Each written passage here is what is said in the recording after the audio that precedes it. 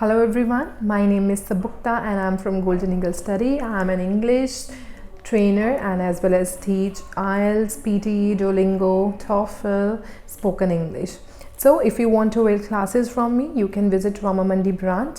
So now here I am again with the video of my next passage of Cambridge Book 1 Test 2 and the last passage. So the exercises here are 33 to 37. So the first exercise, yes, no and not given. So the question 33rd is, tourism is a trivial subject. So most important thing for true, false and not given is that first you need to know that when it is true, when it is false and when it is not given. When I ask most of the students, can you just tell me when it is true, they just answer me according to their meaning. True means when it is exactly same, and no means when it contradict, and not given means no information. Well, you need to know the difference between these all. True means when the sense matches, not the sentences, all the keywords matches. Obviously keyword will help you to locate the answers, but if you want to match the sense, for that you have to match according to the meaning, like what exactly the question is asking you and what explanation is given in the passage. So these two things, if these two things matches equally, then the answer would be yes. Then next is no. No is obviously when it's contradict, and the not given is when there is no information or when there is extra information. Yes, whenever students find out not given, they most of the time they confused between false and not given. Sorry. Yes, so they confused between false or you can say not given. So just think about like this, if it is not opposing something, अगर आपको लगता है कुछ oppose नहीं कर रहा और काफ़ी टाइम हो गया आप उसको ढूंढ रहे हो, उसके मिलता जुलता नहीं मिल रहा, तो मोस्ट ऑफ द टाइम वो क्या होता है, नॉट गिवन होता है. सो रीडिंग की सबसे एक और ये टिप है कि जब भी आप रीडिंग करो, आपने बहुत ज़्यादा टाइम सिर्फ एक ही क्वेश्चन पे नहीं लगाना. जब आप एक ही क्वेश्चन पे बहुत ज़्यादा टाइम लगाते हो तो वो उससे मोस्ट ऑफ द टाइम आप क्या हो जाते हैं, कन्फ्यूज़ हो जाते हो और आंसर आपका मोस्टली गलत जाता है. So let's start with the first question, that is tourism is a tribal subject. अब उन्होंने बोला है tourism is a tribal subject. कोई ट्राइबल सब्जेक्ट है, अब इसका मुझे मतलब नहीं पता है. ट्राइबल से बहुत सारे बच्चे समझ लेते हैं कि शायद ट्राइबल यानी कि आदिवासी के रिलेटेड तो नहीं कुछ बोल रहे, उसके रिलेटेड पुराना है, पुरातव है, कुछ उस तरीके से. तो इसका हम पीछे मतलब मैं स्टूडेंट के अकॉर्डिंग बता रही हूँ, पीछे पहले इसका मतलब टूरिज्म, सारी हेडिंग हमारी कौन सी थी पैसेज की, tourism. So tourism is not my keyword. So मेरा कीवर्ड क्या है, कौन सा सब्जेक्ट है, ये मैंने ढूंढना है. ट्राइबल है कि नहीं, ये नहीं मैंने ढूंढना ट्राइबल सब्जेक्ट है. सिर्फ क्वेश्चन समझना है कि इज इट कौन सा सब्जेक्ट, टूरिज्म पीछे कौन सा सब्जेक्ट बताया गया है. सो हम स्टार्टिंग में ही जाएंगे, ऑब्वियसली स्टार्टिंग में ही लिखा होगा, tourism, holiday making and travel are these days more significant social phenomena than most commentators have considered. On the face of it, there could not be a more tribal subject for a book. So even though if I don't know about the meaning of tribal, but उन्होंने इसके बीच में specifically कहा है कि ये एक अब book के लिए सिर्फ एक ट्राइबल सब्जेक्ट नहीं रह गया, तो उन्होंने नहीं बोला है कि नहीं है, otherwise it means tribal unimportant. ये ट्राइबल का मतलब होता है अनइम्पॉर्टेंट, बट पीछे उन्होंने बोला है कि सिग्निफिकेंट यानी कि इम्पॉर्टेंट है. और अगर मुझे इसका मतलब नहीं भी पता तो यहाँ पर वैसे भी बोला ट्राइबल सब्जेक्ट और पीछे उन्होंने बोला is not any more a tribal subject, तो वैसे ही मुझे पता चल गया ये कॉन्ट्राडिक्ट है, तो answer is no. Now moving for the 34th, an analysis of deviance can act as a model for the analysis of tourism. अब इसमें सबसे पहले उन्होंने कोई एनालिसिस के, ये कीवर्ड नहीं है, एनालिसिस मुझे पता है, तो डिसोबीडियंट होता है. डेविएंस मतलब डिसोबीडियंट. कहते हैं एक disobedient can act as a model for the analysis of tourism, जो कि एक तरह का इसमें किसी तरीके के ना उन्होंने एक्ट एज अ मॉडल किसके बारे में बात की है, डेविएंस. अब पीछे हम ढूंढने चलते हैं आगे कहाँ पर हमें इसके रिलेटेड मुझे एक कीवर्ड एग्जैक्टली मिल गया, डेविएंस, यहाँ पर उसी पैराग्राफ में लिखा हुआ है. The assumption is that the investigation of deviance can reveal interesting and significant aspect of normal societies. It could be said that a similar analysis can be applied to tourism. Same चीज़ वो भी बोल रहे हैं और यहाँ पर भी. यहाँ पर अब देखो एक मोडाल लगा हुआ है can.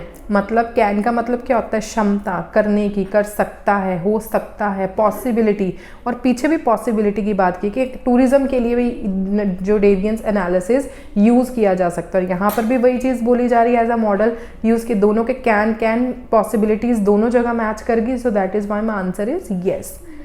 35th is tourist usually choose to travel overseas. अब यहाँ पर बोला यूजली, ये भी चीज़ आपने इग्नोर नहीं करनी कभी भी, यूजली बोल रहे हैं वो कि मतलब ज़्यादातर वो चूज़ करते हैं टू ट्रैवल ओवरसीज। अब इसके बारे में कहाँ बात की गई होगी, हम अभी पढ़ लेते हैं। Usually and leisure are organized as separate and regulated sphere of social practice in modern society, indeed acting as a tourist one of defining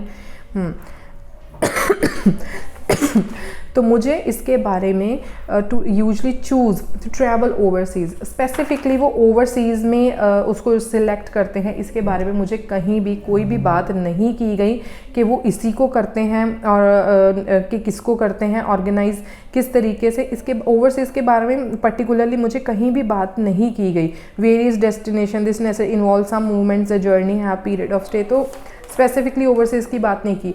और नॉट गिवन ना, ज़्यादातर हमें जब टाइम लगता है हमें क्लूज़ नहीं मिलते, वो ज़्यादातर आंसर्स के चांसेस नॉट गिवन होते हैं। Next is tourist focus more on places they visit then those at home. अब हमेशा याद रखना यहाँ पर एक कंपैरिजन है। कंपैरिजन किस में है, उन्होंने बोला है कि टूरिस्ट फोकस करते हैं more on places they visit than those at home, कहते ज़्यादातर वो उन प्लेसेस पे विजिट करना फोकस करते हैं, प्लेसेस पे visit than those at home. इसके रिलेटेड पहले तो सबसे पहले मुझे इसमें कीवर्ड ढूंढना पड़ेगा। टूरिस्ट फोकस करते हैं more on places they visit. अब मेन टूरिस्ट की हो सकता है यहाँ पर प्रेफरेंसेस की बात की जा रही है, पीछे वो ढूंढती हूँ। मेन हमने निचोड़ निकाला है क्वेश्चन का कि प्रेफरेंसेस की बात की जा रही है कि कहाँ पर प्रेफरेंसेस की बात की गई होगी। आप बी पैराग्राफ पे देखिए जहाँ पर उन्होंने लिखा हुआ है within particular places and occurs for regularized period of time, tourist relationship arise from a movement of people to and their stay in various destination. This necessarily involves some movement, that is the journey, and a period of stay in a new place or places. The journey and the stay are by definition outside the normal places of residence. The residence किसके साथ match कर गया, their home के साथ। कहते हैं outside normal places of residence and work are of a short term and temporary nature and there is a clear intention to return home within a relatively short period of time. तो ये बोल रहे हैं tourist focus करते हैं more on places they visit than those at home, जहाँ पर वो मतलब कि अलग हो। ऑब्वियसली हर कोई वहीं जाना ज़्यादा पसंद करता है जो उनके घर के आसपास नहीं हो, थोड़ा दूर हो, थोड़ा अलग दिखे। फाइन, तो पीछे भी वही बात की गई है एग्जैक्टली जो मैंने अभी पढ़ा है, so answer is yes. Now 37th is tour operators try to cheat tourist. अब चीटिंग की बात हम देखते हैं कहाँ पर लिखा गई है। टूरिस्ट, अब गाइड की कहीं बात की गई है। Opposed to individual character places chosen visited gazed upon because there is an anticipation daydreaming fantasy. इसके बारे में कहीं भी बात नहीं की गई कि वो जो है एंड में, अगर आपको याद होगा हमने पीछे एक्सरसाइजेस की थी, हमने हेडिंग्स की थी, तो उससे भी हमें थोड़ा आइडिया हो जाना चाहिए कि इसके टूरिस्ट गाइड के बारे में हमने कहाँ पढ़ा था। तो हमने एफ पैराग्राफ में वैसे इसके रिलेटेड पढ़ा था, तो यहाँ पर भी उन्होंने कहीं भी उसके कैरेक्टरिस्टिक्स ज़रूर बताए हैं, लेकिन कहीं भी ये नहीं बताया कि वो चीट करते हैं। तो that is Y again it is not given. So this is all about your true false and not given.